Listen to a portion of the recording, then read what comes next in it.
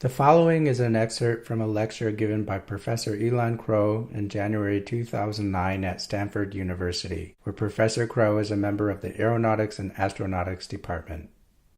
Back in the 1950s, the first jets here used a great deal of fuel. Current airplanes use something on the order of 70% less fuel than the very first jets. It's a tremendous advance. I have to say this is partly because the first jets were so bad. The next generation of airplanes, 787, A350, et cetera, look to save another 20% or so over today's fleet. One of the troubles with this is that people cite improvements in efficiency of about somewhere between 1% and 2% per year. Clearly, if we've gone 50% or more over the first 50 years, we're not going to do another 50% in engine efficiency over the next 50 years. What that means is that it gets harder and harder to make improvements, and this is one thing we're going to be talking about. Where we are now is pretty impressive, actually. This is a 737-800. It carries about 130 passengers. That's not full. It carries more than that. That's 80% load factor, which is typical these days. It takes 29 gallons of fuel per person to fly across the country from Seattle to Washington, D.C. So that's 81 passenger miles per gallon in U.S. units, right? That's pretty amazing. That's better than 2 people in my Mini, and it's 10 times faster.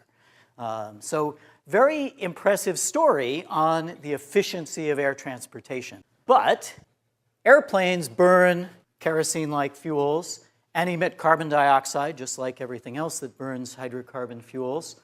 Interestingly enough, because it's soaking in oxygen from the atmosphere, for every kilogram of fuel you burn on an airplane, you put in 3 kilograms of carbon dioxide. So you think about that, that 29 gallons, which is something like 30 times 6, 200 some pounds of fuel that you burned on that one very efficient trip across the country, still creates 3 times that. We're starting to get a good fraction of a ton in carbon dioxide.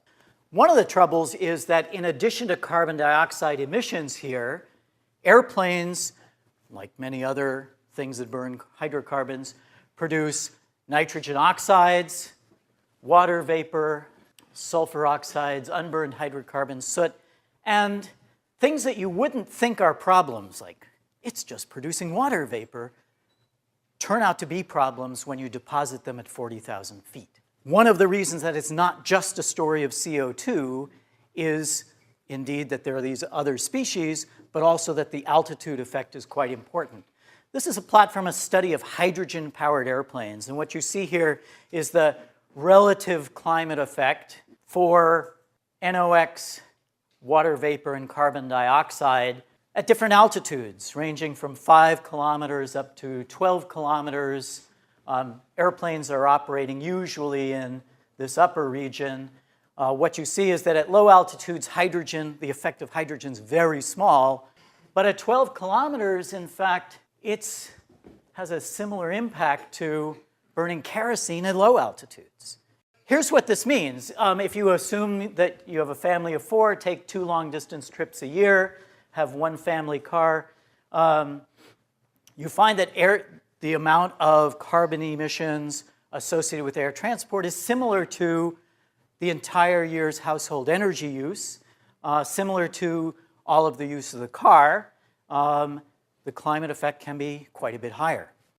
Another number here, fly to Paris from San Francisco for 1, that's about 15% of the average household energy use, 1 trip. This is a plot of the carbon emissions from global aviation and several countries. So aviation produces about the same amount of carbon here as the entire UK or Canada, for example. It's actually far worse than that. And the reason it's far worse than that is because air travel is growing tremendously.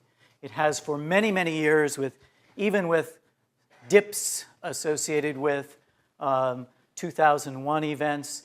No one, of course, can predict this, and especially with global economy changes, we don't know this will happen. But historically, there's been a very significant, something on the order of 5 to 6% growth. In Asia, it's more than that.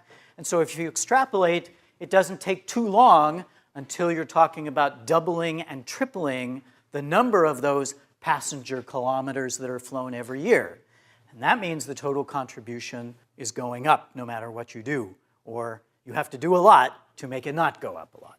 So the problem here is that if you really anticipate a threefold increase in global air travel over the next few decades, we're going to have many problems. And one of them is certainly going to be the environmental impact. There are also going to be issues with safety and capacity and many other things. And so we are very concerned about all of these things and being able to maintain the ability to travel as we do now.